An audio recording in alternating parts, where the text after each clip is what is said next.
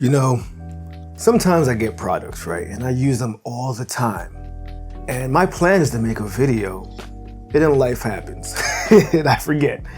Oh, and sometimes it's a bad thing, and other times I think it actually works out in the long run. And this is one of those situations where I was late to review a product I received, and it paid off because sometimes tech needs to cook. And this one, I don't want to say it started off half-baked. In fact, it was pretty well cooked when it first came out, but over time, I think it just got better. And that's in part due to the processor inside of it, which is the Snapdragon Elite X. And that's last year's chip, because I'm talking about the Windows Laptop 7. Now I have the 14-inch model, 1 terabyte, 16 gig with the Snapdragon Elite X processor, and I honestly absolutely love this thing. And that's a part of the reason why I'm so late. You see, a lot of times I just start using tech, and I love tech, and when it blends in with my life, I forget that it's something I need to review, and I just use it as if, well, for what it is at the end of the day. And that's how this laptop works. So let's talk about this, right? I've never been a big MacBook guy. That's a lie. My first computer was a Mac. My first ever computer was actually a Mac, old school Mac. But ever since then, that one computer, I started using Windows. And I know we hear a lot of talk about Windows is terrible, this and that. I'm not gonna talk about that. Personally, for me, Copilot doesn't get in my way. I'm able to maneuver around it, and I haven't really had much issues. So I don't really have much of a conversation about Windows good, Windows bad. What I do have a conversation about is the actual computer that it's on. This computer, for one, I've always loved the way the Surface laptops look. They have that same MacBook style of very simple design, very clean, very utilitarian, but functional. And that's where this guy is. It's extremely clean. The screen is beautiful, and I think it actually beats out the current MacBooks in some key ways, especially the MacBook Air. So, number one, the screen. Higher resolution. It is a 2304 by 1536 resolution, which is very weird. It's its own thing, but it's super sharp, super clean. And I think that's a good thing that they kind of went with their own resolution that's not quite what you see everywhere else, because they can tune the screen to their perfect liking. And you know me, I favor a really good screen. I used to love it on my old Lenovo's, and this one, it feels sharper. It feels sharper and crisper, which is saying a lot. And I hate admitting that, because you know how I feel about my Lenovo computers. I'm a sucker for them. But this one really blew me away. The screen has been amazing, and it's a touchscreen. I know a lot of people say they don't like touchscreen. I have a solution for that. Don't touch it. Yay. But in reality, its function is useful in very key ways. Changing the volume, swiping around certain projects, moving things over. Just little things you don't really think about until you don't have a touchscreen anymore. So for everyone saying they hate touchscreens, we'll see how you feel when the MacBook creates one. I assume as soon as that happens, you guys will start loving them. But not just the screen, right? The entire build of this computer is top notch. The keyboard is very good, and it's not clicky. I don't really like clicky keyboards, but there's a good amount of depth to it. So it has really good travel distance. It's really responsive. It's illuminated when it needs to be. So when there's light in the room, it's not going to light up. Of course, you have controls. You can change that how you see fit. But mine is going for automatic, like whenever it needs to, and it works flawlessly. And the trackpad also is very high quality. It's like a MacBook. If you know how the MacBook trackpad is more, haptics, it's similar to that, and it's that glass feel. I can't find a negative thing about this build. And I gotta say, it's held up. I have the black model, and I throw it in my book bag. I leave it in my car. I take this with me, and there's not a scratch nor scuff anywhere on this. Even on the charging port, where you have your proprietary charger, there's no scuffs around it like you get on USB-C charging ports, because we're always missing the hole. Pause.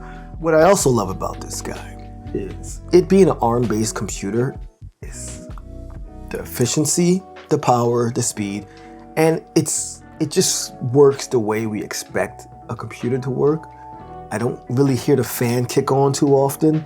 Maybe if I'm doing heavier tasks, which I don't do crazy stuff on this computer, but the few times I've tested like video editing is the only times I've really heard it kick in. And I've only done like 1080p video editing on this. I haven't tried 4K. I'll probably try that later on down the road. But the performance is also really good. Like I said, I can handle light video editing on this. Maybe nothing too crazy. Maybe I can't do like an MKBHD level video edit on this guy. But for basic stuff, especially if you're more of a social media content creator where you're putting things on Instagram or X or Reddit or whatever, it's gonna be able to handle those things, especially for like vertical videos. No problem whatsoever. Now, that also falls into another place, right? It's the battery. The battery on this thing is amazing. I recently just charged it, but I had it sitting down for like a long time without charging. I'll go a week. Like if I'm using it sporadically within the day, I can go like an easy a week without charging it, especially the standby time on these ARM-based computers is amazing.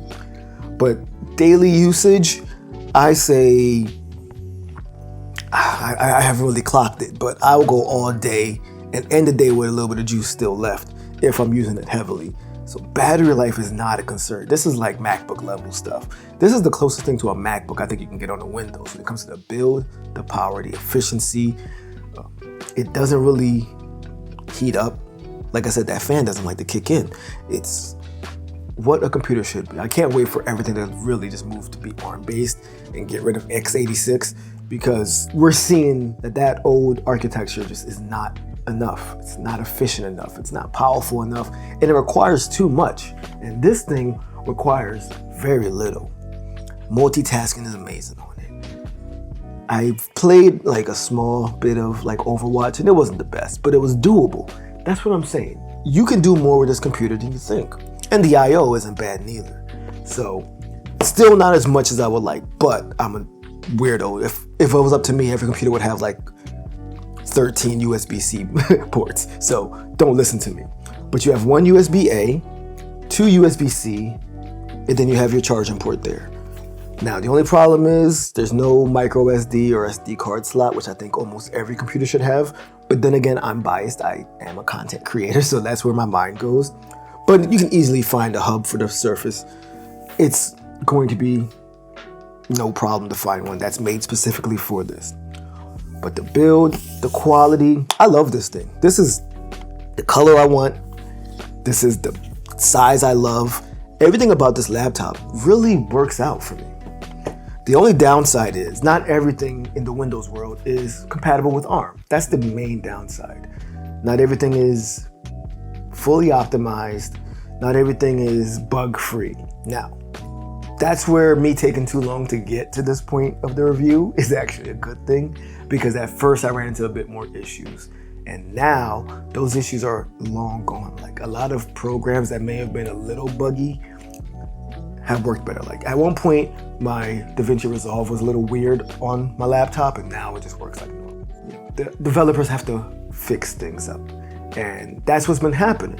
So the compatibility issue over time is going away. The longer you wait, the more patient you are, the more you're gonna see that compatibility issue dissipate. And that's what's been happening. And I don't even realize that I'm not using the traditional architecture for a computer, for a Windows-based computer, using this thing anymore. Another positive is if you do want to use things that are still developed for x86, you're going to find that they are still running pretty well because it can emulate them. And over time, that process has gotten better and is less, it requires less from the computer. So the battery efficiency is getting better for running those type of tasks. Everything is improving over time. And I'm excited because I've only seen a little bit about the X2 and that looks amazing. And I love this guy. I'm like, this is what I need. Anything else would be extra. And it looks like that's what Snapdragon's gonna do with the next computer.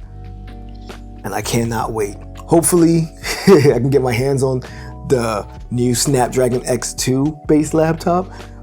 We'll see, but if not, hey, this is something I think if you're looking for a really reliable computer for work, for school, for fun, this is something that I wholeheartedly recommend. I think this is one of my favorite laptops. And you know, like I said, I love my Lenovo's. But the Microsoft Surface finally to the point where the price is right, the performance is right, the weight is right, the build is right. It took a while of refining the Surface laptops, and I think this was the best they did.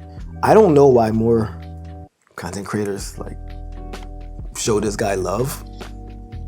It seems like they're all over the MacBooks. I get it, it's designed for content creators, but if you're somebody who prefers Windows, or maybe you're not a content creator, or maybe you just want something that stands out from the rest of everybody in the coffee shop using the little MacBooks, give this guy a try. And if you don't need it immediately, maybe wait, because in a couple of months I think we're going to see the new one, and who knows what that's going to bring to the table. But all in all, Microsoft Surface Laptop 7 is an absolute banger. The ARM-based chip, the Snapdragon X Elite, is an absolute banger.